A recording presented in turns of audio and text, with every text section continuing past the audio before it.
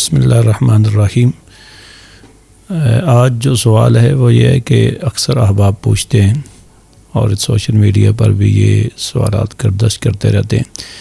کہ جب ہم میت پر نماز جنازہ ادا کرتے ہیں تو نیت میں یہ ہوتا ہے کہ دعا واسطے حاضر اس میت کے، لیکن تیسری تکبیر کے بعد جو دعا کی جاتی ہے اللہم اغفر لحینا و میتنا و شاہدنا و غائبنا و صغیرنا و کبیرنا و ذکرنا و انثانا اللہم من احییتہ منا فاحیہ علی الاسلام و من توفیتہ منا فتوفہ علی الایمان۔ اس دعا میں تو میت کا ذکر ہی موجود نہیں ہے، نہ اس کا نام ہے نہ اس کی تخصیص ہے، تو یہ تو میت کے ساتھ بہت بڑا دھوکہ ہے۔ تو اس کا جواب یہ ہے کہ نبی اکرم صلی اللہ تعالیٰ علیہ وآلہ وسلم کا معمول صحابہ کرام نے جو بیان کیا اور آپ کا جو عمل صحابہ نے بیان کیا وہ یہ تھا کہ خود نبی اکرم صلی اللہ تعالیٰ علیہ وسلم نماز جنازہ جب ادا کرتے تو اور بہت ساری دعائیں آپ سے مروی ہیں کہ جو آپ دعائیں پڑھا کرتے تھے، ان دعاؤں میں سے ایک یہ دعا بھی ہے کہ نبی پاک صلی اللہ تعالیٰ علیہ وسلم یہ دعا پڑھا کرتے تھے، جیسے سیاہ ستہ حدیث کی جو 6 مشہور کتب ہیں ان میں سے کتاب ہے سنن ابی داؤد، جس کی حدیث نمبر ہے 3201۔ اس میں حضرت ابو ہریرہ رضی اللہ تعالیٰ عنہ سے روایت ہے صلی رسول اللہ صلی اللہ علیہ وسلم علی جنازۃ فقال اللہم اغفر لحینا و میتنا و صغیرنا و کبیرنا و ذکرنا و انثانا و شاہدنا و غائبنا اللہم من احییتہ منا فاحیہ علی الایمان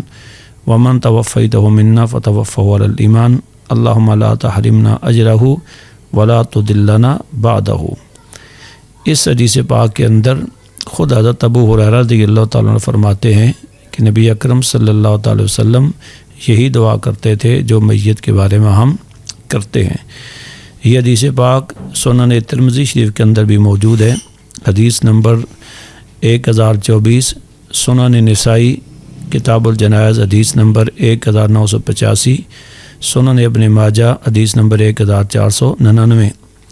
اور سنن ترمذی کے اندر تو بیانی ہی اسی ترتیب کے ساتھ موجود ہے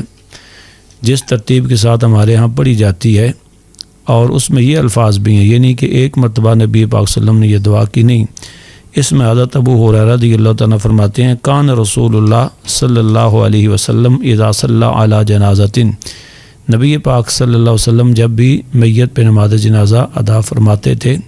اس کا مطلب ہے کہ اکثر اوقات یہ آپ کا معمول تھا، تو آپ یہ دعا کرتے اللہم اغفر لحینا و میتنا و شاہدنا و غائبنا و صغیرنا و کبیرنا و ذکرنا و انثانا اللہم من احییتہ منا فاحیہ علی الاسلام و من توفیتہ منا فتوفہ علی الایمان۔ اب یہ حدیث پاک سنن ترمذی حدیث نمبر 1024 ہے کہ جس میں بالکل من و ان اسی طرح ہی بیان کیا گیا ہے جس طرح کہ ہمارے ہاں معمول ہے۔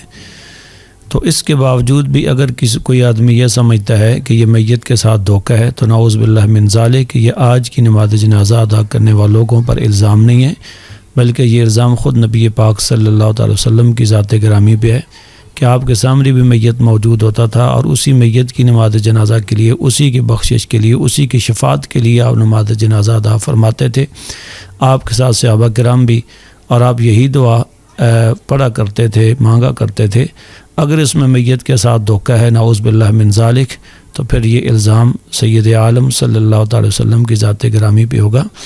اس لیے گزارش ہے کہ دین کے معاملات میں اس طرح کی جرات اور بے باکی کرنے سے پہلے انسان کو حدیث پاک کا مطالعہ کر لینا چاہیے۔ پھر دوسرا یہ کہ اس میں میت کا نام تو نہیں ہے، تخصیص تو نہیں ہے،